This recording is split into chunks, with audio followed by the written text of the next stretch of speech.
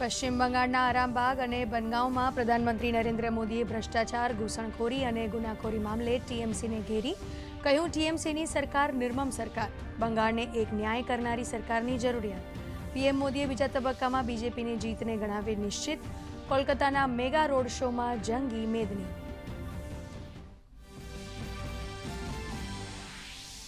પશ્ચિમ બંગાળના તેહટ્ટા અને રાણાઘાટમાં ગૃહમંત્રી અમિત શાહનો હુંકાર. કહ્યું, બીજેપીની સરકાર બંગાળમાંથી ગુંડારાજ અને ઘૂસણખોરીની કરશે સફાઈ.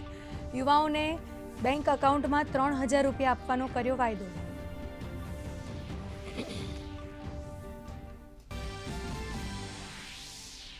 પ્રધાનમંત્રી નરેન્દ્ર મોદીએ મન કી બાતની 133મી કડીનું કર્યું સંબોધન. કચ્છમાં પર્યાવરણ સંરક્ષણનું પ્રતીક બનેલા ફ્લેમિંગોને લાખાજીના જાનૈયા તરીકે યાદ કર્યા. તો પવન ઉર્જા ક્ષેત્રે પાટણ, બનાસકાંઠાની વર્ણવી સિદ્ધિ.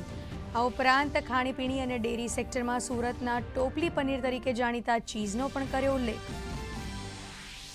મન કી બાતમાં પીએમ મોદીએ દેશના સિવિલ ન્યુક્લિયર પ્રોગ્રામની સિદ્ધિ, મેથેમેટિક્સ ઓલિમ્પિયાડમાં વિદ્યાર્થીઓની સફળતા, બીટિંગ ધ રિટ્રીટનું સંગીત વેવ્સ ઓટીટી પર ઉપલબ્ધ હોવા સહિત ગુરુદેવ રવિન્દ્રનાથ ટેગોર તેમજ જનગણનાને લગતી રસપ્રદ વિગતોની આપી માહિતી.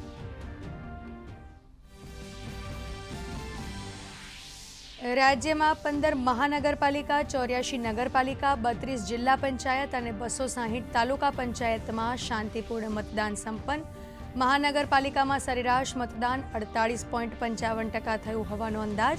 સૌથી વધુ વાપીમાં 65%, તો સૌથી ઓછું ગાંધીધામમાં 39% મતદાન. કેન્દ્રીય ગૃહમંત્રી અમિત શાહ, મુખ્યમંત્રી ભૂપેન્દ્ર પટેલ, નાયબ મુખ્યમંત્રી હર્ષ સંઘવીએ કર્યું મતદાન.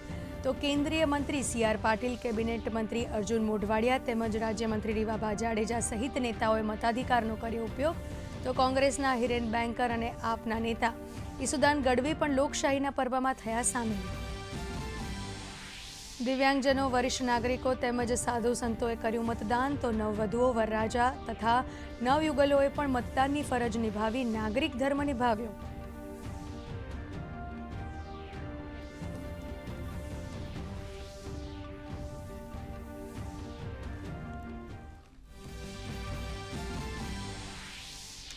રાજ્યમાં કાળઝાળ ગરમીનો પ્રકોપ વધતા 43 ડિગ્રીને થયો પાર.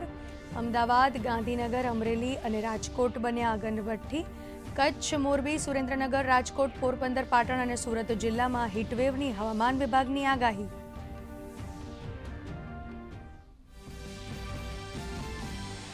આઈપીએલ 2026માં આજે 2 મેચ. લખનૌ ખાતે કોલકાતા નાઇટ રાઇડર્સ અને લખનૌ સુપર જાયન્ટ્સ વચ્ચે રમાઈ રહેલી મેચમાં લખનૌએ ટોસ જીતીને પસંદ કરી ફિલ્ડિંગ. તો અન્ય મેચમાં ચેન્નઈ સુપર કિંગ્સને ગુજરાત ટાઇટન્સે 8 વિકેટે હરાવ્યું.